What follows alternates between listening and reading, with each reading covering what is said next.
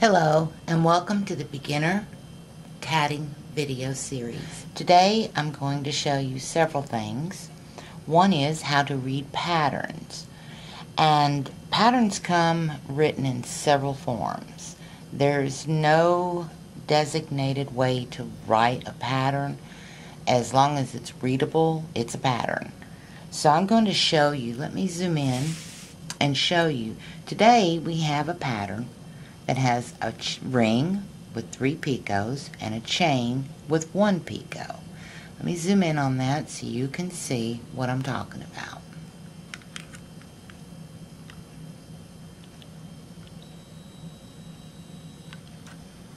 Okay, you see it there? We have a ring that has 3 picots and a chain that has 1 picot. This is size 10 Elizabeth thread. And as you can see, this is a quarter, and that's how big it comes out. So that gives you some semblance of what you're working with. Okay, let me zoom back out here just a little bit so you can see what I've got written down. Alright, on this paper we have this pattern written down. We have a ring, which R always means ring, 3 picot, comma, 3 picot, comma, 3 picot, comma, 3. The CL is close and reverse work is RW. Okay? The chain is 5 picot 5. There's another way that the pattern could be written. It's 3-3-3-3. The dashes being picots. Then you have close work, close the ring, and reverse work. The chain is 5-5. That's 5 picot 5. Then there's another way. Ring, 3 picots separated by 3, close and reverse work. Chain, 1 picot separated by 5. What that means is a picot in the center, 5 on each side. 3 picots with 3 on each side, 3 double stitches. Then you have a diagram pattern. Most diagram patterns will have something that says start here with an arrow, an X, or the ring will be a different color. The diagram patterns will have little numbers out here to the side. The little slashes you see are picots. The number in between the picots will be how many double stitches. Then you have the chain, which is 5 double stitches on this side with a little hash mark that means a picot, and then 5 on the other side. So those are the variations of the way patterns can be written, which makes it very confusing if you're new to tatting. My advice is read through the pattern twice. Make sure you understand it. If you run across something you don't understand, send me a message through the comments section and I'll be more than happy to either answer the question or get you the answer. So just wanted to show you the variations of this pattern and how many ways it could be written. So I hope that helps you understand patterns, so that when you start tatting, you say, oh, I like this pattern, I want to do this pattern, you can read the pattern. So today, what I'm going to do is I'm going to show you the difference between the threads I'm used. This is a size 20 thread, Elizabeth threads, and this is a size 10. You can see the difference so that when you're working on a tatted project, you can see how much of a difference the size is going to be between the two threads. Okay? Now here is a size 10 crochet cotton thread. And as you can see, it runs a close second to the Elizabeth threads. It's not cooperating today. It runs a close second to the Elizabeth threads on size. However, it's not as tightly woven as the Elizabeth threads, so it'll look a little floppy, a little loose, but you can use it. I mean, it's good thread, don't get me wrong. And you can use it, but I'm going to zoom in on these 3 so you can really get a close look at what they look like. Alright, let me get things situated. There we go. This first one is Elizabeth thread tatting cotton, and this size 10. This is size 10 crochet cotton, and this is Elizabeth size 20. And here's your quarter. So you can see how big your work will be. At least give you a guesstimate, you know. So I thought that would be interesting to new tatters, because when I first started tatting, I was confused on threads.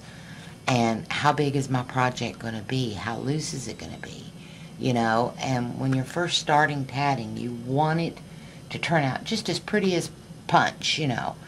And if it don't, you get frustrated. But I want you to see, don't get frustrated. Don't get aggravated. You will get better. You will be able to work with smaller threads. Now today, I'm going to teach you that pattern that I just showed you, and you're going to be able to do it. So let me zoom out, just take this out just a hair so you can see what we're doing. What we're using today is size 3 crochet cotton, and we're going to use tatting gauges that we've made, because not everybody is going to have a tatting gauge readily available. So we're going to use that. And of course, we have our scissors. Now, what you're going to do is wind your shuttle up with some thread. Okay? And we're going to follow this pattern. Okay? That way, you can see what we're doing. Let me move that pattern over so you get a better shot at it. How's that? And we're going to follow that. Now, the first thing we're going to do is make a ring. To make a ring, we take the thread, lay it across our hand, grab it between the pinch, roll it around all those fingers. See, we got thread on all those fingers. Bring this up and meet at the pinch. Okay, your shuttle thread comes up and meets at the pinch. All right, now we're in position. We need to loosen this out just a hair, and we're going to start. We have to make 3 double stitches. We go over or under over and pull, tighten that stitch down and get it in our pinch, under, over, under, pull. We've got our first double stitch right there. Okay, we're going to go continue our double stitches.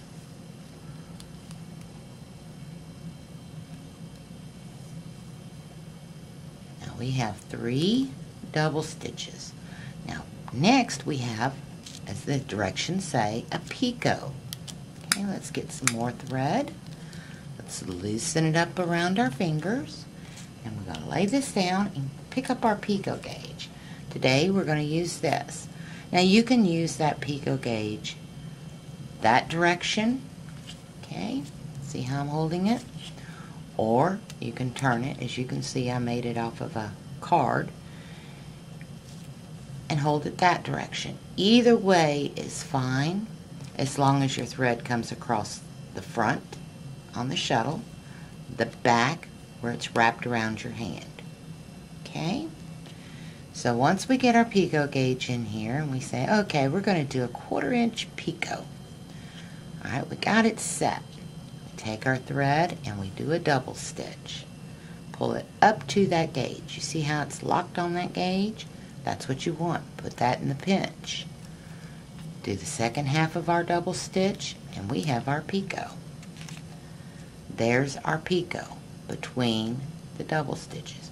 You just slide that double stitch over and you're going to see that picot pop out there. Let me zoom in so you can see the picot.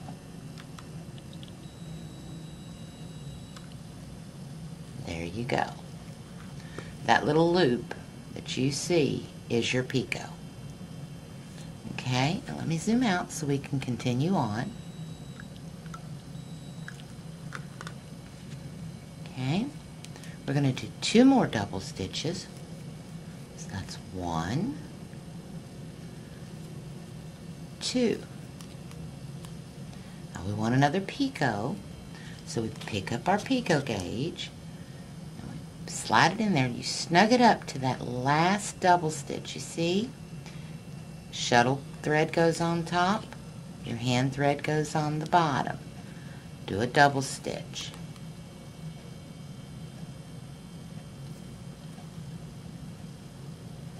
Take the picot gauge out. When you pick up your picot gauge, it's a good time to just drop your shuttle, let it hang. And you see it's twisting, turning? That's getting the twist out of your threads so that you don't have a big knot at the end. And that helps. So, just a little tidbit there for you. And as you can see, we've got another picot. So we've got 2 picots already. Now we have to make 2 more double stitches. Let's get some more thread. Okay. 1, 2. Now we have this part of our pattern. We have the 3 double stitches. We have the picot. We have the next 3 double stitches. We have the picot. We have this 3 double stitches. Now we're going to do this picot. So, put our picot gauge back in. Okay.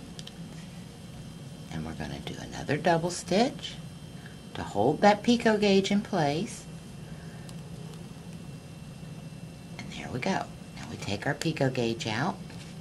Just lay it to the side. Pull that stitch up. And we have our 3 picots. Now, we need to do our 3 double stitches. We've already got 1 in place because the picot comes in between the double stitches. So all we need is 2 more double stitches. 1, 2. Okay? Now, we're going to close that ring. To close the ring, you hold your stitches tight and you just pull your shuttle thread. This thread will come up. If it gets hung on fingers or fingernails, pull it up over it. Try not to twist your thread. Pull it closed. Okay? Now, we have our ring with 3 picots. Let me zoom in on that so you can see what we've got.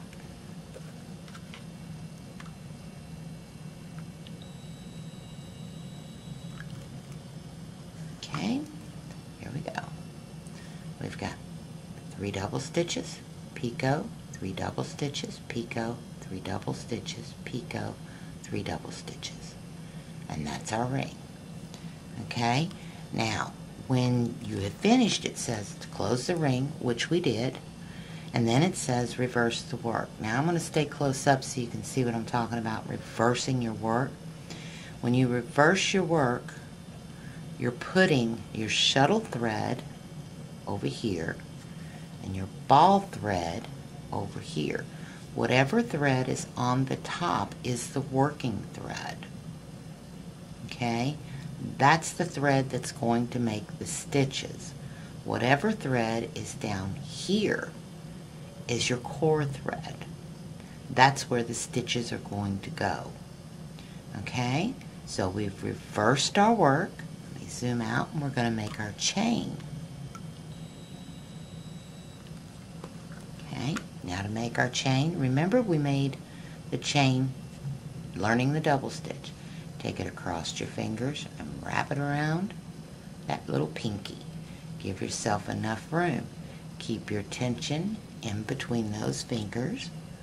You want to tighten up some on your shuttle because if you got too much thread hanging out, you'll end up getting a big tangled mess. So on our chain, we have 5 double stitches, a picot, and 5 double stitches. So we go 1,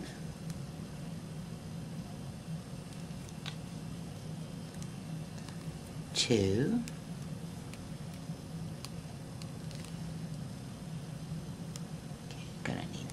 3, open my hand up, get more thread,